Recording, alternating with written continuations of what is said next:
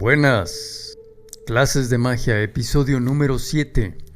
Bienvenido al episodio número 170 de Pluma de Fénix, un sendero para el alma. Hoy quiero charlar acerca de la relación que los seres humanos, tú y yo incluidos, tenemos con los dioses. Pero para no andarnos con los típicos rodeos, ni saber desde dónde partimos, luego entonces definamos nuestros términos, damas y caballeros. ¿Qué entendemos por dioses aquí en Pluma de Fénix, un sendero para el alma? Dioses los vemos como un código específico de la programación de la creación. Así como en un videojuego, es decir, el símil de la creación, existen diferentes códigos, digamos uno para que el personaje camine, otro código de programación para que corra, otro para que brinque, otro más para que permanezca en el piso sin traspasarlo, otro para que piense, otro para que sienta, otro para que piense pero de tal manera y no de otra, otro para que sienta de tal manera y no de otra, y demás. Cada pieza de código es el equivalente a un dios, un pulso definido de conciencia. Pero en nuestro símil sería lo que podemos definir como una modalidad específica de curso de acción de conciencia. Me explico. Tenemos a dioses desde los distintos mitologías, dioses del orden, dioses del caos, dioses sanadores, dioses para amar, dioses para odiar, dioses para la tristeza, dioses para las ventas, para las alegrías, para los recursos, para los discursos, para el tiempo, para el espacio, dioses para esto y dioses para el otro. Entonces, cada dios viene a ser un aspecto de la creación, pero por interpretación humana, cada dios viene a ser un aspecto de la gran vastedad del reino de lo humano. Así, tenemos que, por dioses, entendemos que son fuerzas de conciencia definida. Un dios es un pulso de conciencia definido y no otro. Ese será otro dios. ¿Me explico? Un dios es igual a un aspecto de la psique humana en concordancia con las leyes de la creación. Cada dios está definido.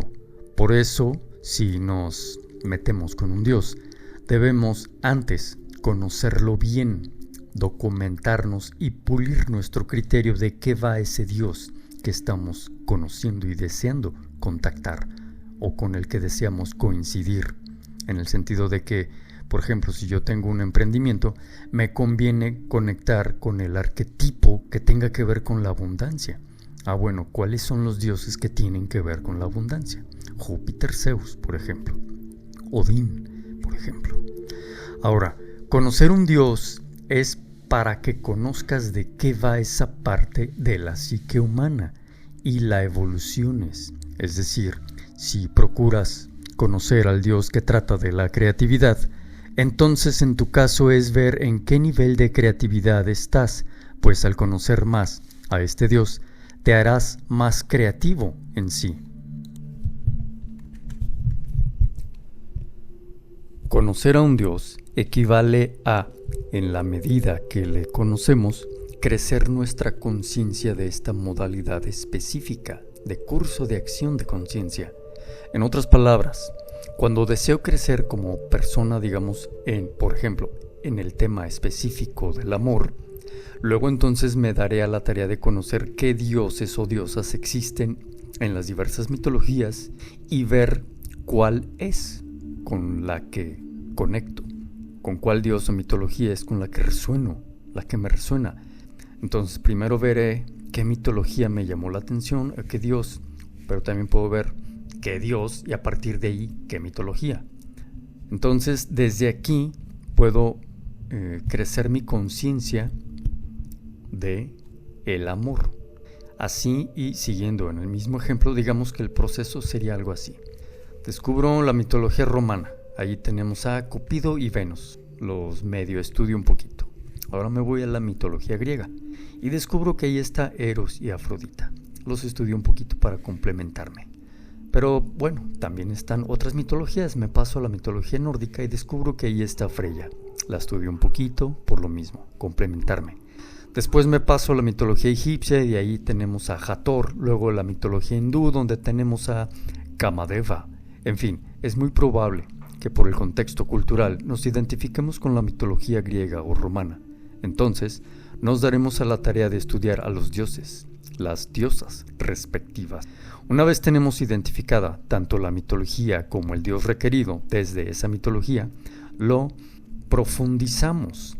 Esto hace que la psique de uno como individuo comience a vibrar ese pulso de conciencia, sintetizando en ese dios particular de esa mitología particular. El hecho de que de manera activa y recurrente estudie a ese dios elegido es la garantía, en la medida de mi progreso, la alianza con las virtudes de ese dios. Aquí esto se vuelve un poco interesante, más profundo, porque todo dios, como pulso de conciencia, tiene, desde la interpretación humana, dos lados, su lado luminoso y su lado de sombra. Este aspecto de luz y sombra se devela solo cuando en verdad nos damos el tiempo y la oportunidad de estudiar el Dios seleccionado. Si en el Dios del amor vemos que hay aspectos muy bellos como el expresar sentimientos elevados y demás, por otro lado también está el que por desear ser amados o amar a quien deseamos amar, tengamos una agenda doble o una agenda oculta. Lo que haría y que ha hecho que muchas personas terminen lastimando y siendo lastimadas con tal de, según esto, amar genuinamente, cuando en realidad no era así. Más bien eran deseos egoístas de una satisfacción personal.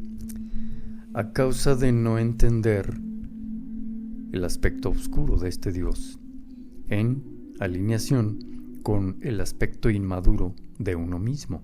Entonces hay que ubicar la alianza que buscamos con los dioses, porque nuestra alianza con el Dios que sea que elijamos será en el nivel de maduración que tengamos nosotros mismos. De ahí la importancia de buscar madurar, tener estos niveles de maduración. Los he expuesto como 5 niveles de maduración: plebeyo, que está paralizado; el cortesano, que es reactivo, pero al menos ya se mueve; el príncipe o estado de los príncipes, que tiene que ver con que ya se ponen a estudiar activamente la vida para ser mejores; y el estado de maduración de los reyes, en donde ya hay autorregencia, ya no se mueven por berrinches, sino por un estado superior de entendimiento de la vida. Y el quinto estado de maduración, que es el que reconoceríamos aquí como Homo Spiritualis, que es en donde ya te autopercibes desde el alma más que desde la personalidad que aún no ha accedido a esos reinos o niveles. Esto ya está más complejo, lo entiendo. Pero bueno, seguimos en el tema. Te dejo links en la cajita de los comentarios. Te dejo link especial y otro, el libro que estoy promocionando de la agenda oculta de tu alma. Seguimos adelante. Buen camino.